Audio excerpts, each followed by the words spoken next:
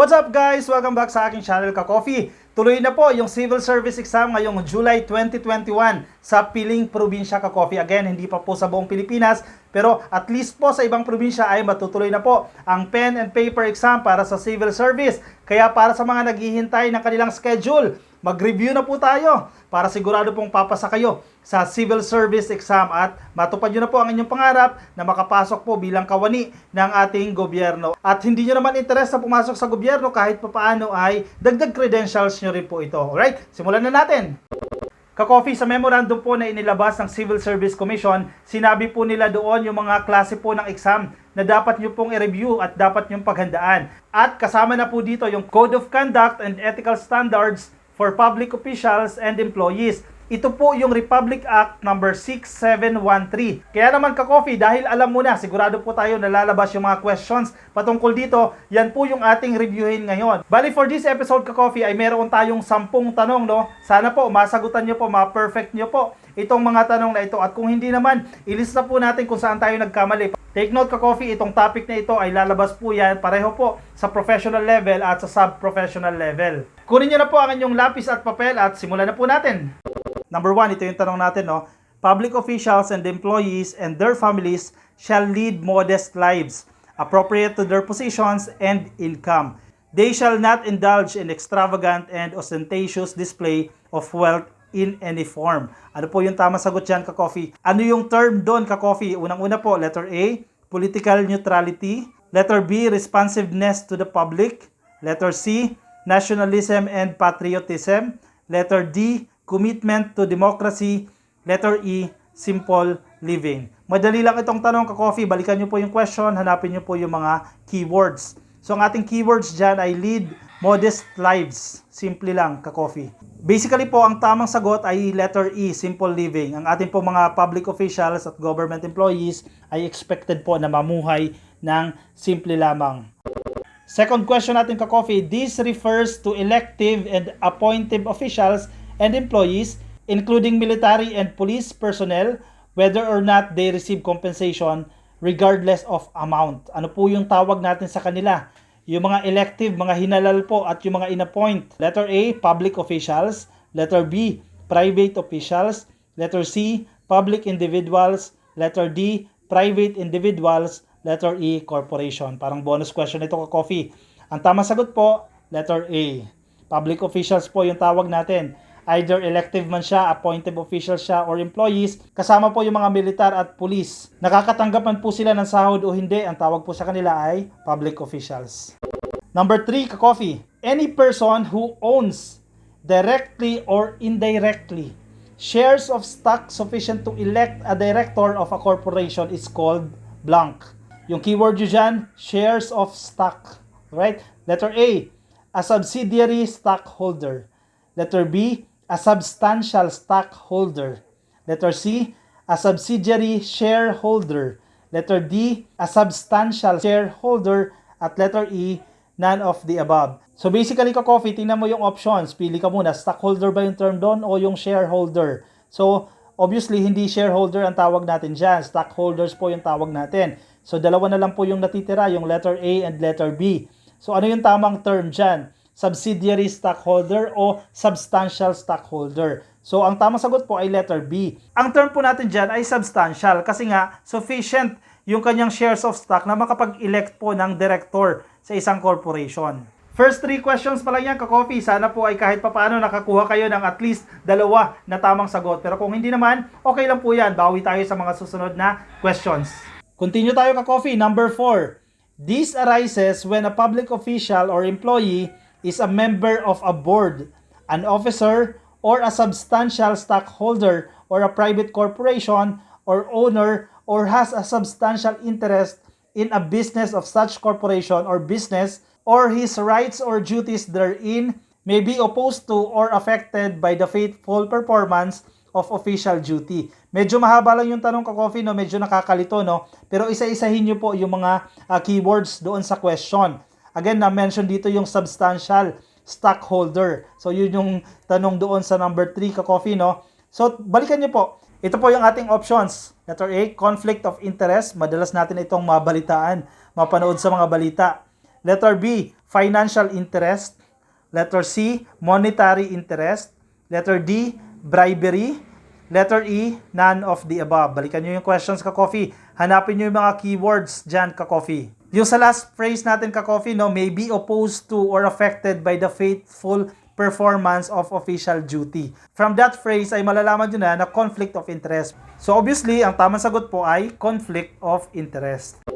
Number 5, ka-coffee. It refers to a thing or a right to dispose of gratuitously or any act or liberality in favor of another who accepts it and shall include a simulated safe or unostensibly onerous disposition thereof. It shall not include an unsolicited gift of nominal or insignificant value, not given in anticipation of or in exchange for a favor from public officials or employee. Medyo mahirap lang yung tanong, pero sa bandang dulo ay nakuha mo yung keywords, no? Ang ating options, ka-coffee, ay divestment, letter B, gift, letter C, donation, letter D, present, letter E, giveaway. Sa last sentence, ka-coffee, nagbigay ng keyword dyan, yung unsolicited gift of nominal or insignificant value. Gaano man po yung halaga ng regalo na yan. So ang tamang sagot po ay, obviously, letter B, gift. Number 6, it is the transfer of title or disposal of interest and property by voluntarily, completely, and actually depriving or dispossessing oneself of its right or title to it in favor of a person or persons other than his spouse and relatives. It is the transfer of title. Ano yung tawag natin doon, ka-coffee, sa pagta-transfer ng title? Letter A, divestment. Letter B, gift. Letter C, donation. Letter D, present. Letter E, giveaway. Ano yung term doon? Yung transfer of title. So, basically, hindi yan gift, hindi yan donation, hindi yan present, hindi yan giveaway. Ang tamang sagot po ay divestment. Yan po yung tawag natin dyan. Nakaka-anim na tanong na tayo, ka-coffee. Ano na po yung score nyo? Sana po kahit papaano ay nakakalahati kayo, no? At least 50% man lang, ka-coffee. Sana po naitama nyo yung tatlo doon sa 6 na tanong na ating ibinigay. Alright? Continue tayo, ka-coffee. Public officials and employees shall always uphold the public interest over and above personal interest. Clear tayo dyan, ka-coffee, no? All government resources and powers of their respective offices must be employed and used efficiently, effectively, honestly, and economically, particularly to avoid wastage in public funds and revenues. Ano po yung tawag natin dyan? Ano yung term natin dyan? Letter A, justness and sincerity. Letter B, responsiveness to the public. Letter C, political neutrality. Letter D, commitment to public interest. Letter E, professionalism. So, from the options, balikan nyo ulit yung questions. May makikita kang mga keywords dyan, no? Na mention dyan yung interest, no? So, tingnan mo yung options dyan. Balikan mo po, ka-coffee. Ang tawag natin dyan, yung term natin dyan ay commitment to public interest. So, ang mga public officials po and employees are expected to uphold the public interest. So, letter D po yung tamang sagot. Number 8, ka-coffee. Public officials and employees shall provide service to everyone without unfair discrimination and regardless of party affiliation or preference. Ano yung tawag natin dyan? Letter A, justness and sincerity. Letter B, responsiveness to the public. Letter C, political neutrality. Letter D, commitment to public interest. At letter E, professionalism. Alright? Balikan nyo ulit yung questions.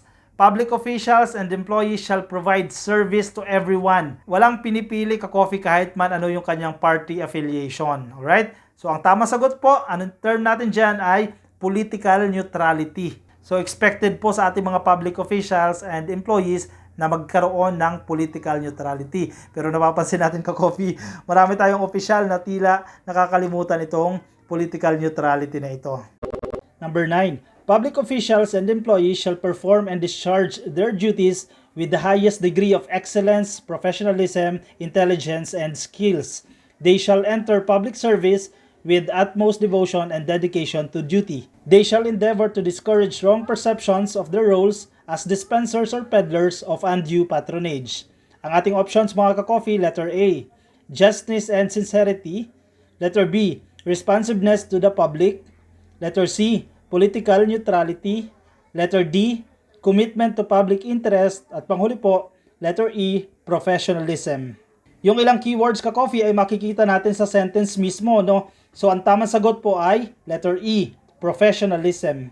At panghuli natin question, ka-coffee, The following constitute prohibited acts and transactions of any public officials and employees except, so meron tayong apat na options, no, kasi hindi na natin isasama yung none of the above. Letter A, public officials and employees shall not directly or indirectly have any financial or material interest in any transaction requiring the approval of their office. So obviously, prohibited ba ito, ka-coffee? Pinagbabawal ba ito? Letter B, public officials and employees shall not engage in the private practice of their profession unless authorized by the Constitution or law, provided that such practice will not conflict or tend to conflict with their official function.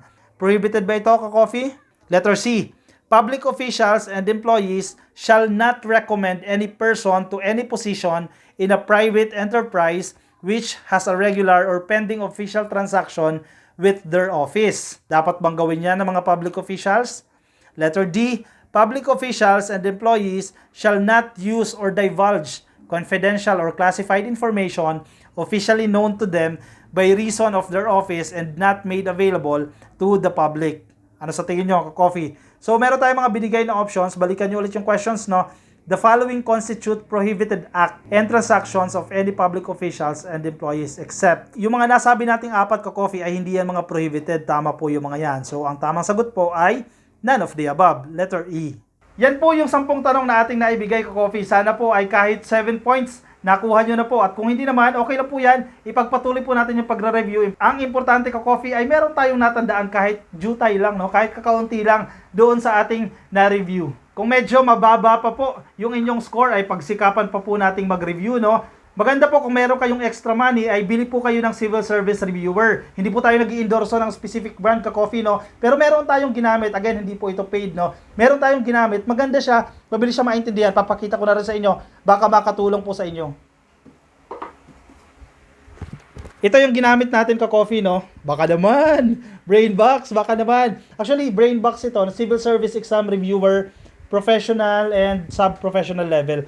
Ito yung ginamit natin, ka-coffee. Maganda siya, mabilis siyang intindihin. Covered niya yung verbal ability, analytical ability, clerical ability, numerical ability, at doon sa general information, yung ating na-review today, bahagi po kasi siya ng general information category. I-check nyo po sa National Bookstore ko ito nabili, parang 750 ata. I-check nyo na lang po. Or meron din ito sa Shopee, alam ko, no? I-include ko yung link dyan sa description box. I-check nyo na lang po, baka makatulong po sa inyo. Alright, so narito na ang ating shoutout sa ating mga ka-coffee na walang tigil sa pagko-comment po sa ating mga videos. Shoutout sa iyo, Jet Bularon. Kay Mary Ann Maglaya, maraming salamat. Kay Lamer Banes, shoutout sa iyo. Bordado, DDS Channel. Nako, taga Saudi Arabia ito si Sir, no? Kay Nehemias Pohas, shoutout din sa iyo. P4 Ulo TV. Kay Edgardo Delfin, maraming salamat. Edison Calvin, suki natin to si Edison. Kay Dominic Moldes, at sa lahat po ng mga taga Muntinlupa, hi po sa inyo. Kay Justin Sandri Rakisa, kababayan natin ito, shoutout sa iyo, Justin. Kay Bernabe Kim Morga, maraming salamat.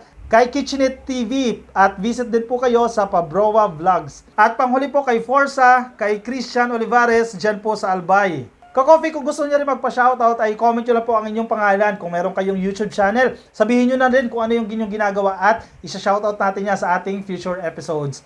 Samantala, kung first time mo sa aking channel, ako po si Ka-coffee. Isa po tayong guro at gumagawa tayo ng mga educational materials. Kung ganyan po na klase yung content niyo, ay pakiclick lang po yung subscribe at yung notification icon para, ka-coffee, updated ka once na gumawa tayo ng ating mga bagong videos. Diyan na po tayo nagtatapos. Paalam po sa inyo, mga ka-coffee. Bye-bye!